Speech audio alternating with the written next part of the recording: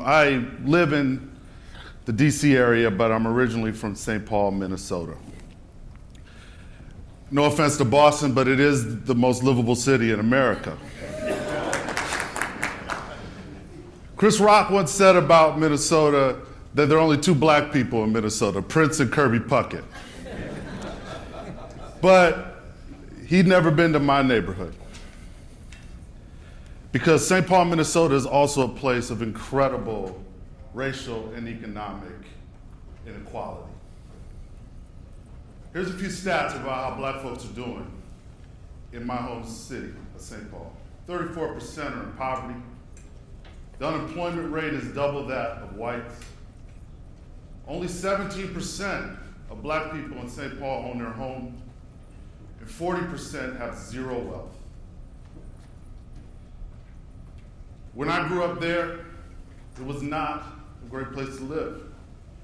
There were a lot of pawn shops, liquor stores, check cashers, adult novelty shops in my neighborhood.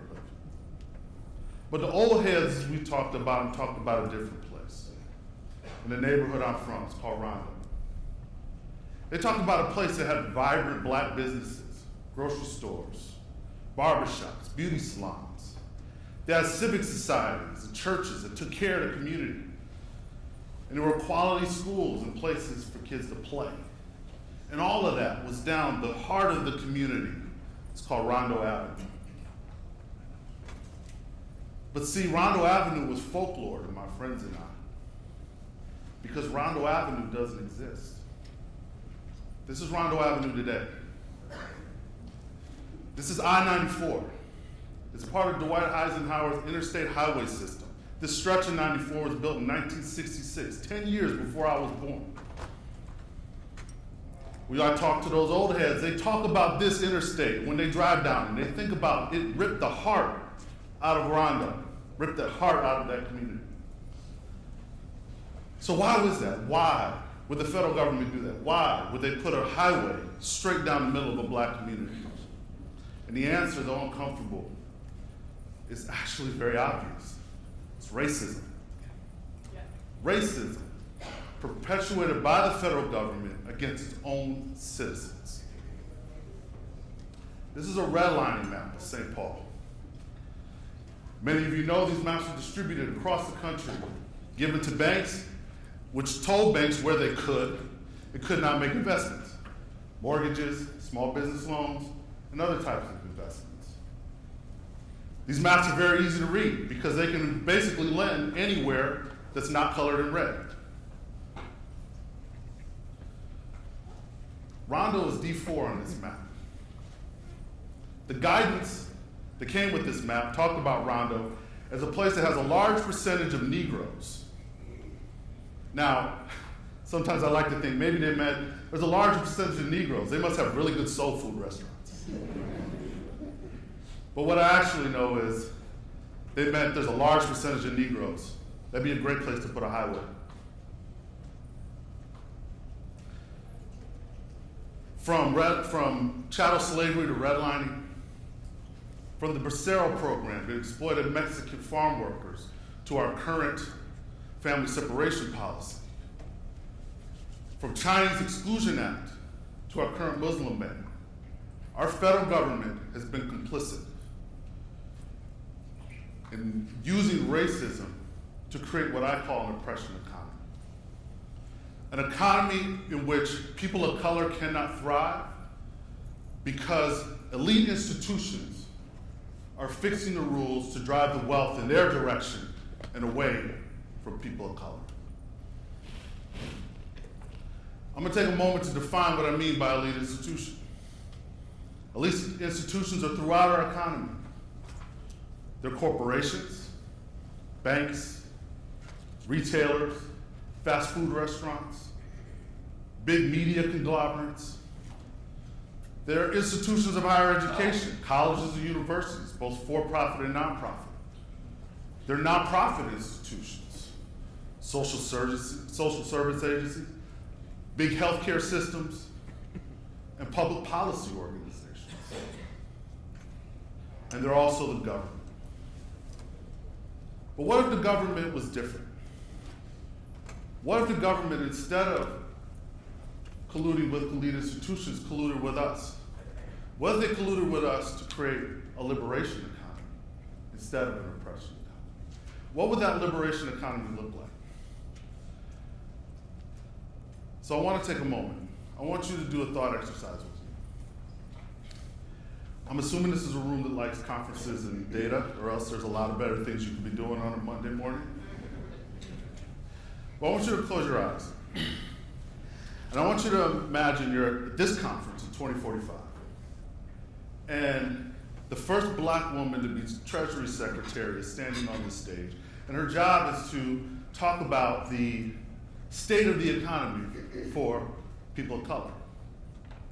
And she goes through a few statistics. And she starts with the statistic that 0% of people of color live in poverty. 0% of people are unemployed.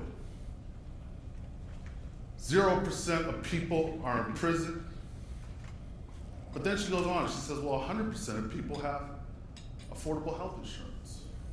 100% of people are proficient in math and reading in our public schools. And 100% of people have access to quality checking, savings, and small dollar credit. But she doesn't stop there. She goes on and she says, in the year 2045, the median income of people of color matches that of white households. That the home ownership rate matches that of white households. That businesses owned by people of color have the same value as white businesses. And she closes by saying that the racial wealth gap that has plagued our country for centuries has finally and definitively closed. Now that's a really good speech if you heard it, right? You can open your eyes. That'd be a good speech. Well, I believe it can happen. I believe that it's something that we have within our power to do. But we have to do two things, We have to do two things. First, we have to dismantle that oppression economy, and we have to do that by acknowledging three fundamental truths.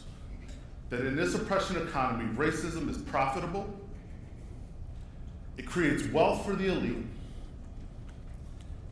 and it is to blame for the economic conditions that people of color are currently in. It is not our personal defects. We're human, we all have them. But what it is a system that creates an oppression economy that depresses people's ability to thrive so that some can build their wealth. It is an economy that uses theft of labor and land, and always has. It excludes people from the tools that they need to navigate our financial system, and then uses that exclusion to exploit them so that they cannot build wealth, but strips wealth away.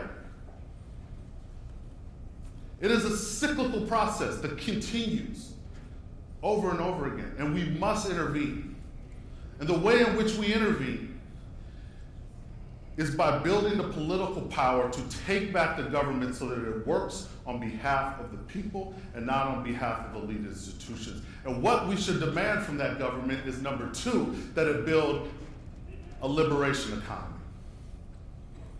A liberation economy that works for the people, for people of color, that it helps them, that attends to their basic needs, so that they have clean air and water, a basic income in which to live with, affordable health care that they can access, that it provides safety and security, affordable housing that they can depend on, and generational wealth that they can pass on to their kids or protect them against the rainy day.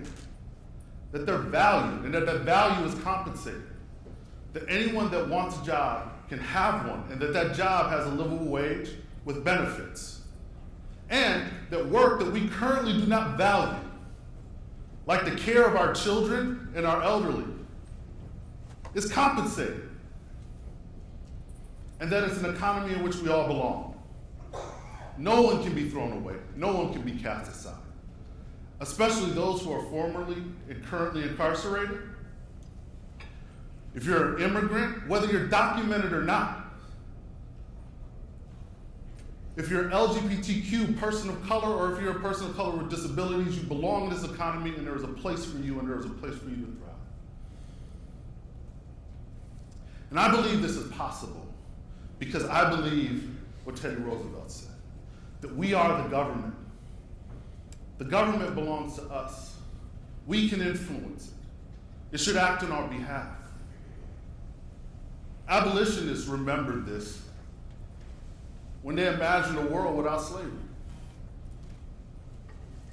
Workers remembered this when they created a system in which they could, the things we take for granted today, the 40-hour work week, the weekends, and the ability to collectively bargain our pay. And suffragists remembered this when they imagined a world in which women had access to the ballot box and could participate in our democracy.